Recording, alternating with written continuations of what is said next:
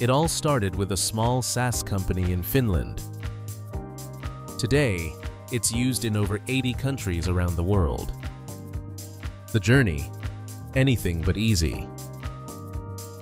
Lessons learned, key insights, hard-earned experiences. This is the founder's point of view. Hi, and welcome to Founder's Point of View podcast. In today's episode, we are talking about the first recruitment. Yeah. Do you remember our first recruitment, Jone? Recruitment.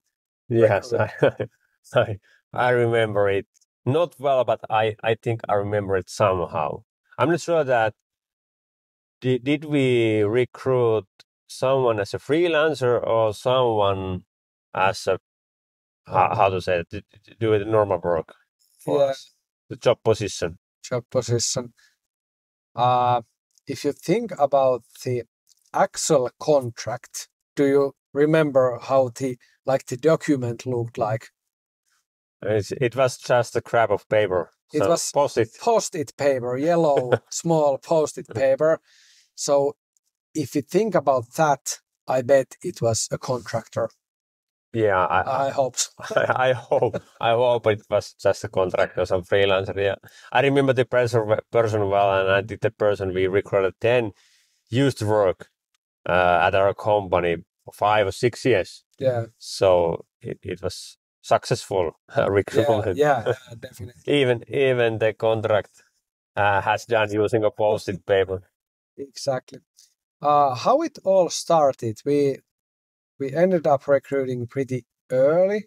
The company was like a couple of months old or something, and we needed more hands for our production works back then, right? I think we faced the typical situation where the other startups are also facing before doing the first recruitment. So as a founders, we worked a lot and we did everything at the company. Yeah. We did the sales, we did the invoicing, we did the producing, we did the customer success and customer support and everything. And after a couple of months from the start, our start was pretty great and everything happened very quickly. We faced a situation where we couldn't do everything by founders, and we needed someone to have more professionality and a more professional way to do the things, and that's why I think I started to discuss with my brothers that we are having that kind of situation and we should do the first recruitment and find someone to help us out with those issues, and I think that through of those discussions we found the first external people to join us. Yeah, that's how it was. Let's share a couple of tips at this point. First of all, when you are finding the first employee or first whichever to help you with the company, there are lots of options. It doesn't have to be like a full-time fixed contract, like proper employee. It can be like a part-time employee, or it can be like fixed term also if you need help for the summer vacation, for example, but also different kind of contractor models, freelancer models. They are super useful and they are not risk-free, like completely risk-free, but they don't have as many risks as hiring someone. Like we mentioned, our first contract was also like freelancer contract. I think she was starting while working for us, so it's a part-time freelancer. Yeah. For And another one was that we didn't make any kind of job ad or similar, but we discussed with people. Like you mentioned, you talked with your brother and he advised you to contact this first employee. Yeah, that's true. And as a new company, new startup without a reputation, it is hard to find professional, experienced people. You need to deal with the students. You need to deal with the young employees without great level of professionality and experience. And you should understand that, and that's totally okay. And many times it is actually a cool thing that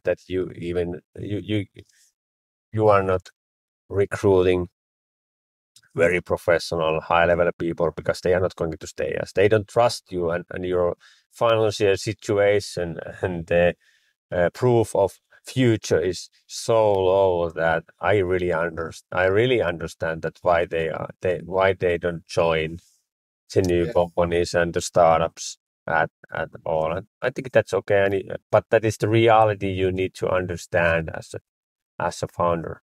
Yeah, when you are hiring your first employees, specifically if you are like hiring a employee, and you are young, they are young, and so on, there are lots of things to take into account because at least in Finland, but I think anywhere else as well, there are lots of responsibilities related to hiring someone and lots of different kind of regulation and stuff like that. You have to think what else, what kind of you need to take into account those regularization and law things. Yeah. And you should talk with someone who has done it before, who has experience of it.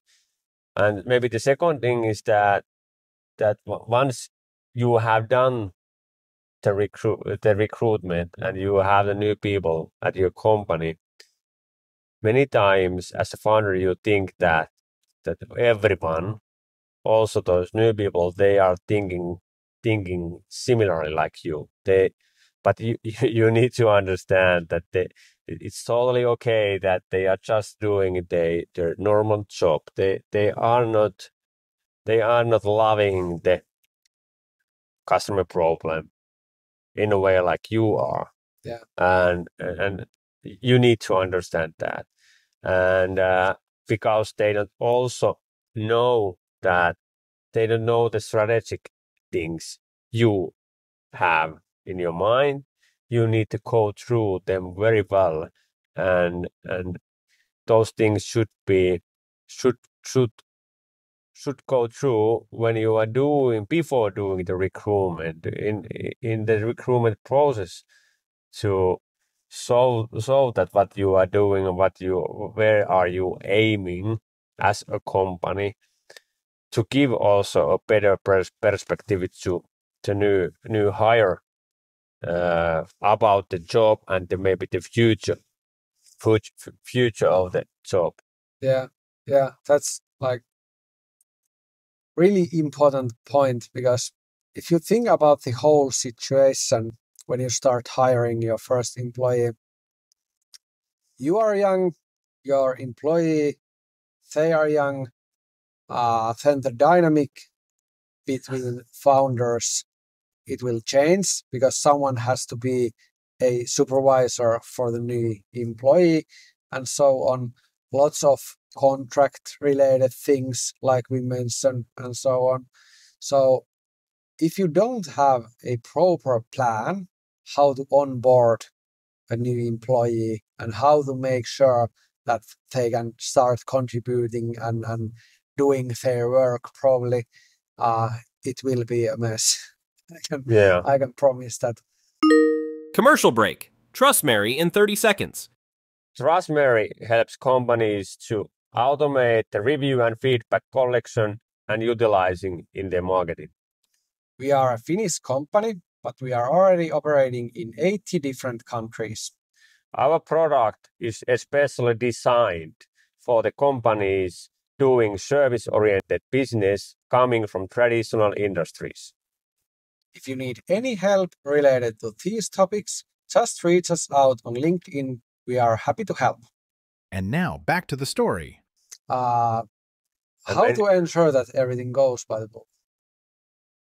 Yeah, as a young founder and a first-time manager, you don't have the skills, and many times you don't have seen how to do that because this is also first job for you many times. And I think that when you are missing those managing skills, it doesn't need to be still so hard. You can focus on two things, and the first thing is the psychological safety. So build a culture, build the atmosphere where everyone can feel that they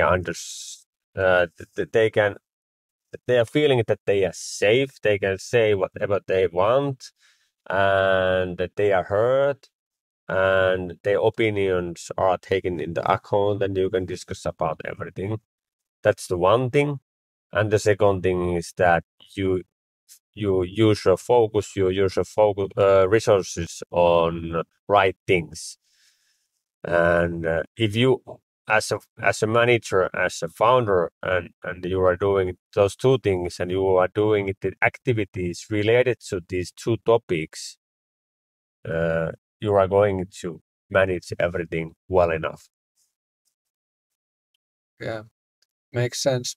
And if you can like guarantee the psychological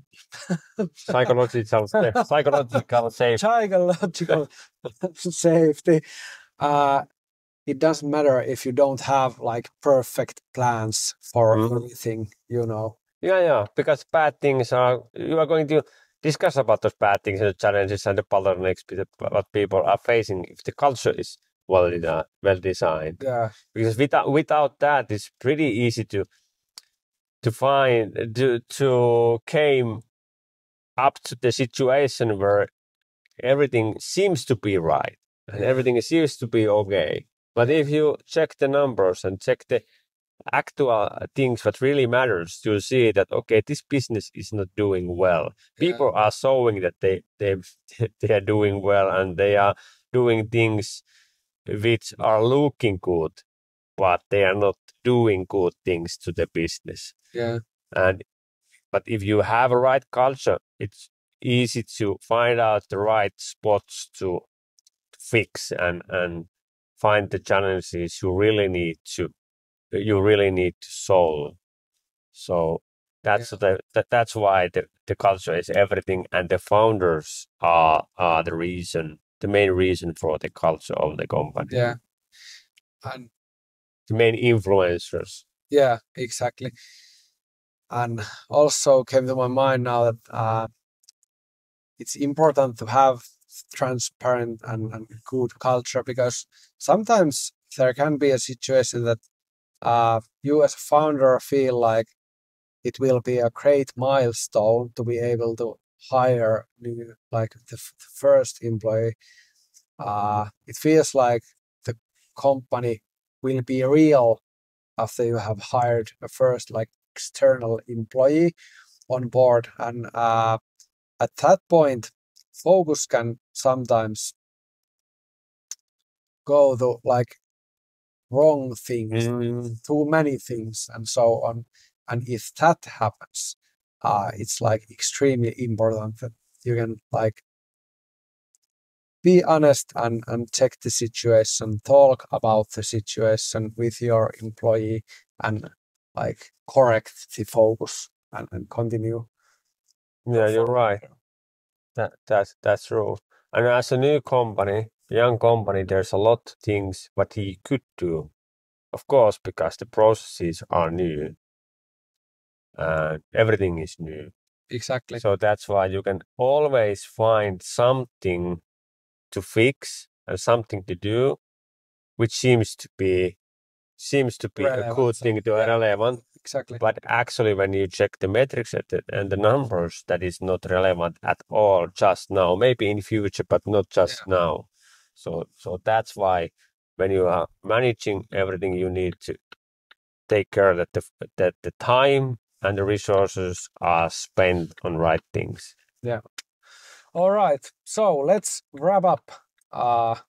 First thing, talk about your business and your future needs to your relatives and friends and so on. You will find lots of employees from that network. Second thing, take care of the law things, everything related to contracts and the law things when you are doing a recruitment. Talk about with someone experienced with that topic. Yeah. And third thing, build up the great culture, transparent culture, and remember the focus on right things. Yeah, that's true. All right. That's all for today. Let's continue on next episode. Exactly. Thanks for watching and see you. See you. Watching. Thanks for watching. Fatsi.